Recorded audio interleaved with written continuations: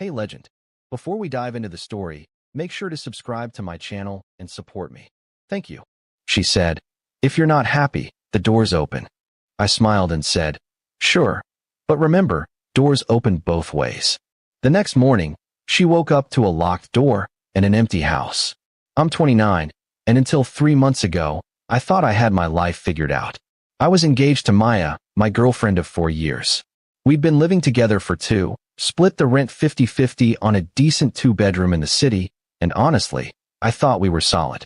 We had our fights like any couple, but nothing that felt like a deal breaker. Or so I thought. The problem started around February. Maya got a promotion at her marketing firm, which was great. I was genuinely happy for her.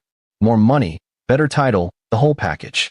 But with it came longer hours, more team dinners, and this new guy at work she kept mentioning. Derek. Always Derek this, Derek that. Derek's so funny.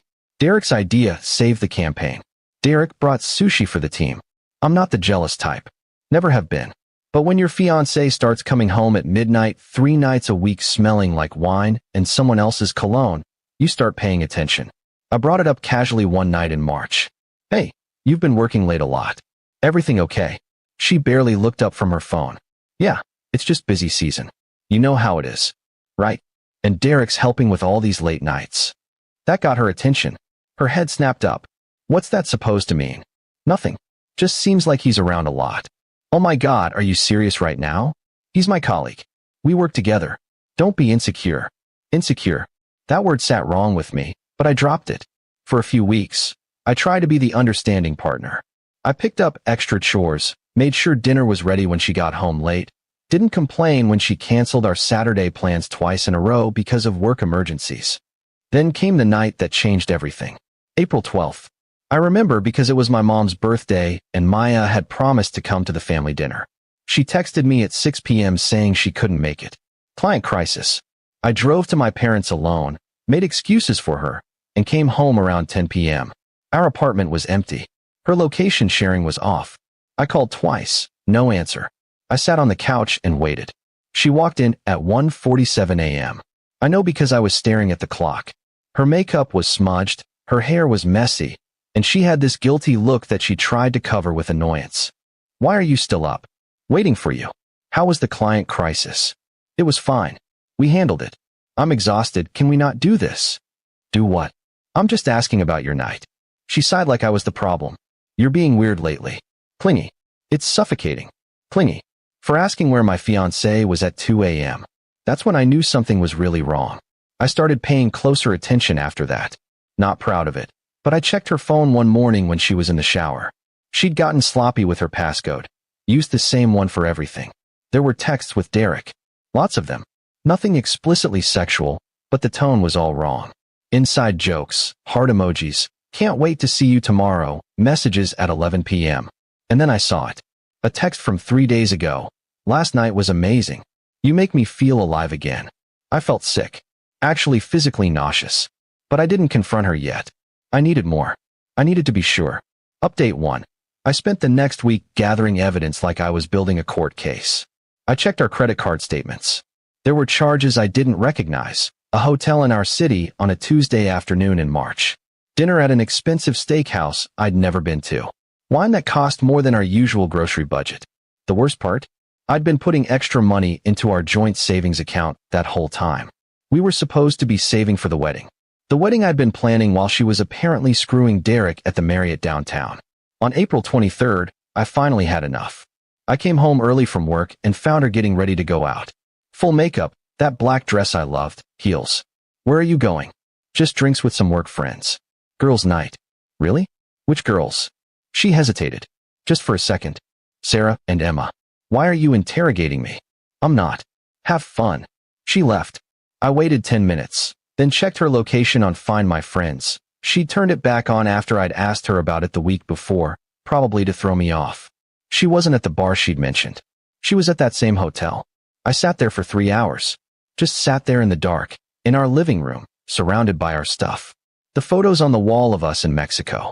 The couch we'd picked out together. The engagement ring I'd saved 6 months to buy. When she came home at 11:30 p.m., I was still sitting there. Jesus, you scared me. Why are you in the dark? I turned on the lamp. How was girls' night? It was good. We just talked, and which bar did you go to again? The one on 5th. What? Funny. Your location said you were at the Marriott on Lexington. Her face went white. Actually white. We moved bars.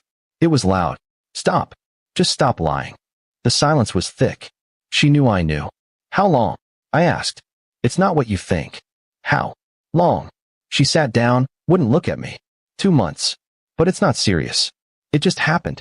You've been so distant lately, and he was there, and I didn't mean for it to. Get out. What? Get out of my sight. Go sleep in the other room. I can't look at you. We need to talk about this. No. We don't. Not tonight. Update 2. She tried to talk the next morning. I'd already decided what I was going to do. I'd spent the whole night awake, running through scenarios, thinking about money, the lease, the wedding deposits. I want to work through this, she said over coffee she made like that would fix things. It was a mistake. I'll end it with Derek. I'll quit if I have to. Please. I love you. I just stared at her. Do you know what I was doing while you were fucking him? I was putting an extra $500 a month into our wedding fund. I was calling vendors. I was planning our future while you were destroying it. I know. I'm so sorry. I don't know what I was thinking. You weren't thinking about us, that's for sure. We went in circles for an hour. She cried. She begged. She promised it would never happen again. And here's the thing. Part of me wanted to believe her. For years is a long time. But I kept thinking about that text. You make me feel alive again. Like I'd been killing her or something. I told her I needed time.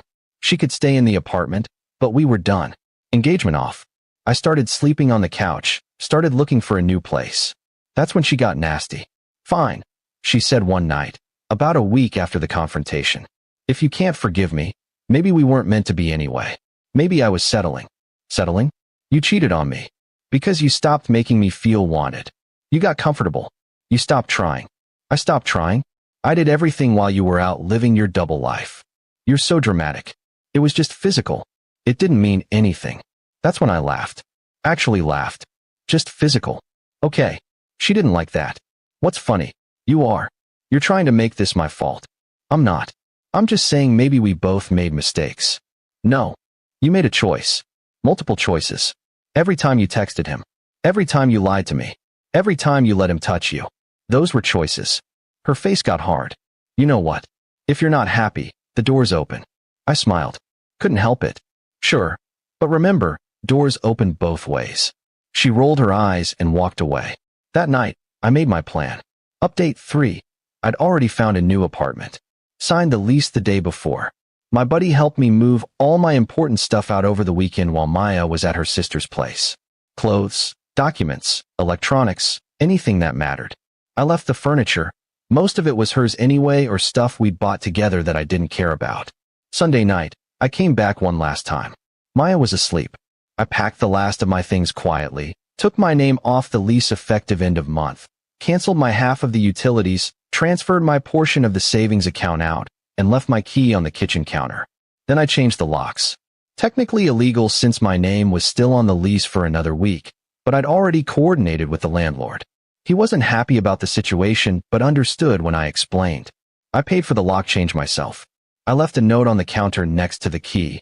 Now you know, even silence can answer. My name's off the lease. Utilities are yours now. Don't contact me. We're done. The door closed behind me. I blocked her number, blocked her on everything, and drove to my new place. Final update. She lost it. Found out the next morning from mutual friends. She'd woken up, tried to leave for work, couldn't open the door with her key. Started banging, calling me.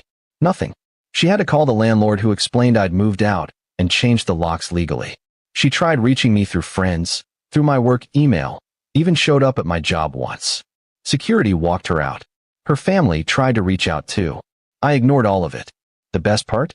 Derek dumped her 3 weeks later. Apparently, it was only exciting when it was an affair.